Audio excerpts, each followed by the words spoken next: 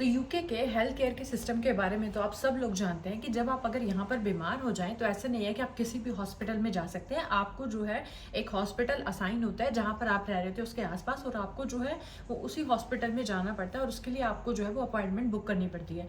तो appointment book करने के बाद आपको कुछ टाइम बाद आपको अपॉइंटमेंट मिलती है। ऐसा नहीं है कि अगर आप बीमार हैं तो आज के आज ही आपको बुला ले, अनटिल एंड अनलेस अगर कोई इमरजेंसी नहीं है। तो ऐसा है क्यों? एक्चुअली यहाँ के हेल्थ सिस्टम में इतने सारे डॉक्टर्स होने के बावजूद भी डायरेक्ट आपको अपॉइंटमेंट या डायरेक्ट आपको ट्रीटमेंट क्यों नहीं मिलता? क्योंकि बेसिकली हमेशा ही यूके में नर्सेज और डॉक्टर्स की हमेशा ही कमी होती है, क्योंकि यहाँ के जो ब्रिटिशर्स हैं वो इन चीज़ों पे इतना ध्यान नहीं देते। यूजुअली भी देखें तो आपको जो सबसे ज़्यादा नर्सेज एंड डॉक्टर्स हैं वो एशिया, इंडिया, पाकिस्तान, बांग्लादेश, इन्हीं देशों से मिलते हैं, क्योंकि यहाँ के जो लोग हैं वो इन सब चीज़ों पर इतना ध्यान नहीं देते एज कम्पेयर टू हमारी कंट्रीज के। इसीलिए यूके जो है वो सबसे ज़्यादा जो वीज़े देता है वो हेल्थ में ही देता है, क्योंकि यहाँ पर डॉक्टर्स एंड नर्सेज जो है वो हमेशा ही उनकी जो कमी है वो रहती है, और इसलिए हमेशा जो है वो उनके लिए वैकेंसीज ओपन रहती है। आज की वीडियो में हम इसी पर ही बात करने वाले हैं कि अगर आप भी कहीं इंडिया, पाकिस्तान, बांग्लादेश या फिर कहीं और से यूके में एज अ नर्स बनना चाहते हो, यहाँ पर आना चाहते हो, तो आप कैसे आ सकते हो, क्या प्रोसीजर रहेगा, क्या एलिजिबिलिटीज होती हैं और क्या पूरा प्रोसेस होता है, तो हम इस वीडियो में वन बाय वन एक्सप्लेन करने वाले हैं। तो इसलिए आपका आज की वीडियो देखना बहुत ज़रूरी है, और जो भी मेरे चैनल पर नए हैं तो सब्सक्राइब ज़रूर कर दें, क्योंकि यहाँ पर आपको मिलेगी यूके से रिलेटेड हर वो इन्फॉर्मेशन जो आपके काम आ सकती है। So without any further delay let's get into the video. तो नर्स बनने के लिए सबसे पहले आपके पास एक एलिजिबल क्वालिफिकेशन तो होनी ही चाहिए, लेकिन उसके साथ साथ ऐसी बहुत सारी चीज़ें हैं जो आपको करनी पड़ती हैं अगर आप यूके में एज अ नर्स और रजिस्टर्ड नर्स जो है वो आना चाहते हो। तो सबसे पहले जैसे अगर आप इंडिया में भी आपने कोई नर्सिंग की पढ़ाई की है, चाहे वो BSc nursing, MSc nursing, midwife, GNM, तो आपको प्रैक्टिस करने के लिए लाइसेंस की ज़रूरत होती है। तो वैसे ही यहाँ पर भी जो पूरा हेल्थ सिस्टम है वो एनएचएस हैंडल करता है, जिसे नेशनल हेल्थ सर्विस कहा जाता है। तो ये सारी चीज़ें जो है वो एनएचएस के अंडर ही होती हैं, रन करता है। तो अगर आपको यूके में नर्स बनना है, एज अ रजिस्टर्ड नर्स काम करना है, तो यहाँ पर आपको अपने आप को रजिस्टर करना पड़ेगा, यानी कि एक तरीके से आपको लाइसेंस ही बनवाना पड़ेगा। अब वो कौन करता है? तो यहाँ पर आपके पास एनएमसी यानी कि नर्स एंड मिडवाइफ काउंसिल होती है, जो कि अगर आप कहीं से भी यूके में एज अ नर्स या डॉक्टर आना चाहते हो तो वो आपके सारा जो प्रोसेस है उसको हैंडल करती है। तो सबसे पहले हम बात करेंगे कि एनएमसी में आपको रजिस्टर करना कैसे है। तो इसके लिए हमें स्टेप बाय स्टेप चलना है। तो सबसे पहले आपके पास एक एलिजिबल क्वालिफिकेशन होनी चाहिए, यानी कि अगर आप नर्सिंग के आना चाहते हो, मिडवाइफ, डॉक्टर, नर्स किसी भी टाइप के में आना चाहते हो, तो आपके पास एक एलिजिबल क्वालिफिकेशन होनी चाहिए, जैसे nursing, BSc nursing, MSc nursing, GNM या फिर मिडवाइफ जो भी आपने किया हो, तो वो आपके पास एक एलिजिबल क्वालिफिकेशन होनी चाहिए।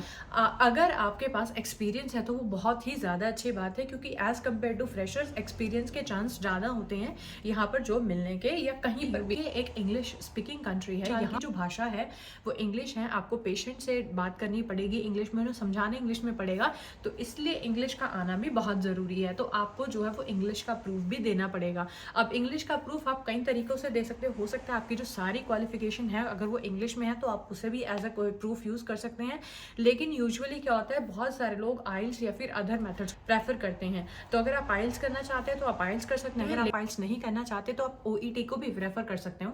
अब दोनों में डिफरेंस ये है कि आइल्स तो हर किसी के लिए होती है, कि अगर कोई यूके में एज अ स्टूडेंट आना चाहता है, स्किल्ड वर्कर वीज़ा पर आना चाहता है, या किसी भी तरह से यूके आना चाहता है, इंग्लिश स्पीकिंग कंट्री में जाना चाहता है, तो वो आइल्स कर सकता है। लेकिन ओईटी जो है वो यूके में स्पेशली डॉक्टर्स के लिए या फिर मेडिकल प्रोफेशनल्स के लिए ही बनाया गया है। इसमें भी इंग्लिश स्पीकिंग की आइल्स की तरह ही आपके लिसनिंग, रीडिंग के जो है वो मॉड्यूल्स होते हैं, जहाँ पर आपको जो सिर्फ जो है वो मेडिकल प्रोफेशनल्स के लिए ही है, कि जो भी डॉक्टर, नर्स या जो भी मेडिकल प्रोफेशनल्स आना चाहते हैं तो वो ओईटी कर सकते हैं। तो ओईटी होने के बाद आपके पास इंग्लिश का प्रूफ हो जाता है, और उसके बाद आपका फर्स्ट स्टेप शुरू होता है एनएमसी में रजिस्टर करने का। तो आप इसे डायरेक्ट ऑनलाइन भी कर सकते हैं, इसके लिए आपका यूके में होना ज़रूरी नहीं है। जहाँ पर भी आप हैं वहाँ से डायरेक्ट जो है वो यूके की एनएचएस की वेबसाइट पर जाकर के आप अपने आप को रजिस्टर कर सकते हैं। तो जब आपकी ये सारी क्वालिफिकेशन चीज़ें जो है वो एनएमसी हैंडल कर लेता है, पास कर लेता है, तो उसके बाद अब आपको वो कॉन्टेक्ट करते हैं सीबीटी के के लिए सीबीटी क्या होता है? सीबीटी कंप्यूटर बेस्ड टेस्ट होता है जिसमें आपको जो है 120 क्वेश्चंस का आंसर करना होता है, जो कि आपके पढ़ाई से या जो भी आपका जो कोर्स है, जो भी आप पोजीशन है, उससे रिलेटेड जो है वो क्वेश्चंस आपसे पूछे जाते हैं। इतना मुश्किल नहीं होता है। इसकी तैयारी के लिए आपको या फिर जो वीडियोस हैं वो आपको ऑनलाइन मिल जाएगी, आप उनकी हेल्प से भी जो है वो सीबीटी की तैयारी कर सकते हैं। तो सीबीटी क्लियर करने के बाद फिर जो है वो आपके साथ इंटरव्यू कंडक्ट किया जाता है, क्योंकि यहाँ पर एनएमसी के अंडर बहुत सारे हॉस्पिटल्स हैं, तो जहाँ पर भी रिक्वायरमेंट होगी, जिस भी तरीके की रिक्वायरमेंट होगी, तो वो आपको उसके बारे में बताते हैं और फिर आपका जो है वो इंटरव्यू कंडक्ट किया जाता है। तो अगर आप इंटरव्यू भी क्लियर कर लेते हैं तब उसके बाद जो है वो आपका नेक्स्ट स्टेप जो है वो शुरू किया जाता है, जिसमें आपको फिर से स्टेप 2 के लिए रजिस्टर करना पड़ता है। स्टेप 2 की रजिस्ट्रेशन में आपको वो सारे डॉक्यूमेंट्स के साथ साथ सीबीटी का रिजल्ट और उसके साथ साथ आपके जो अदर डॉक्यूमेंट्स हैं, जैसे पीसीसी या फिर आपका टीबी टेस्ट या फिर आपके जो अदर डॉक्यूमेंट्स हैं, सपोर्टिंग डॉक्यूमेंट्स, वो आपको देने पड़ते हैं, जहां पर वो आपको सीओएस लेटर इशू करते हैं। तो कोर्स लेटर बेसिकली वो लेटर जो है वो आपको इशू करता है, जिसमें आपकी सारी जॉब की डिटेल्स, आपकी जो है वो कंपनी, आपकी पोजीशन, आपकी सैलरी, सारी डिटेल्स जो है वो मेंशन होती है। तो फाइनली जब आपके पास आपका कोर्स आ जाता है तब आप अपने वीज़ा के लिए अप्लाई कर सकते हो।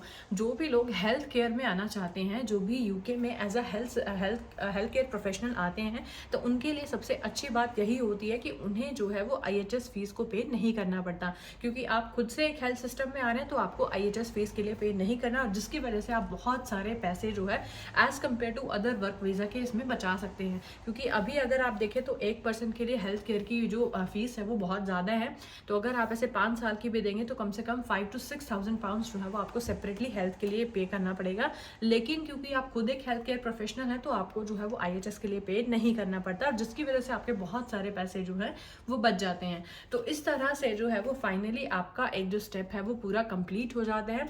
वीज़ा प्रोसेसिंग में थोड़ा सा टाइम लगता है, वहाँ पर आपको मे बी 2-3 मंथ्स का वेट करना पड़ता है, लेकिन उसके बाद जैसे ही आपको आपका वीज़ा मिल जाता है तो आप यूके में एज अ रजिस्टर्ड नर्स जो है वो यहाँ पर आ सकते हैं। इसके अलावा आपको बहुत सारे एडवांटेजेस जो हैं वो IHS की तरफ से, NHS की तरफ से दिए जाते हैं। आपका वीज़ा आ जाता है तो आप अपना फर्दर स्टेप जो ले सकते हैं, जैसे अकोमोडेशन ढूंढना या फिर जिस जगह पर आप आ रहे हो वहाँ पर आपको सर्च जो है वो शुरू हो जाती है, अपनी फ्लाइट टिकट्स बुक करना। तो ये सब चीज़ें आप वंस आपका जो फाइनल वीज़ा एप्लीकेशन है अगर वो अप्रूव हो जाती है, उसके बाद आप जो है ये काम शुरू कर सकते हैं। सो ये एक पूरा प्रोसीजर है। वैसे जो है वो आपकी स्टार्टिंग से लेकर के एंड तक आपको क्या क्या प्रोसीजर फॉलो करने पड़ते हैं। तो आई होप कि अब आपको समझ आ गया होगा कि आपको किन किन चीज़ों की ज़रूरत है। तो अगर आपके पास अभी तक एक्सपीरियंस नहीं है तो अच्छी बात है, अगर आप इस टाइम को यूज़ करके कहीं एक्सपीरियंस बना लें। अगर आपने पास इंग्लिश का प्रूफ नहीं है तो आप इंग्लिश का प्रूफ ले लें। तो जब आपके पास ये सारे डॉक्यूमेंट्स हो जाएं तब ही आप जो है वो NMC के लिए रजिस्टर करें। सो आई होप आपको ये वीडियो पसंद आई होगी। अगर आपके कोई क्वेश्चन है तो आप कमेंट बॉक्स में पूछ सकते हैं और मैं मिलती हूँ आपको नई वीडियो में। तब तक के लिए थैंक यू सो मच।